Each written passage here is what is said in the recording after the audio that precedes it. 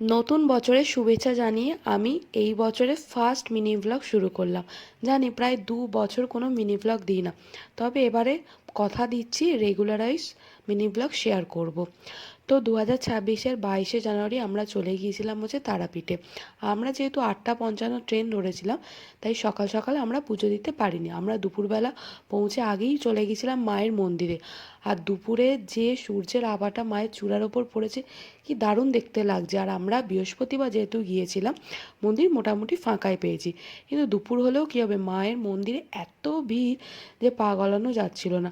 আমরা মোটামুটি দুপুর দুপুর খেয়ে একটু রেস্ট নিয়ে চলে এসেছিলাম সন্ধেবেলায় মায়ের মন্দিরে সন্ধ্যা আরতি দেখার জন্য। সন্ধ্যা আরতি দেখে আমরা কিন্তু চলে গেছিলাম পুজো দিতে ফাইনালি। এবং আমরা এবারে মাকে নিবেদন করেছিলাম শীতল ভোগ, এবং সবাইকে আমরা শীতল ভোগ প্রদান করেছি, নিজেরাও একটু বাড়িতে নিয়ে এসেছি। তোমাদের কেমন কাটলো এই 5 দিন সেটা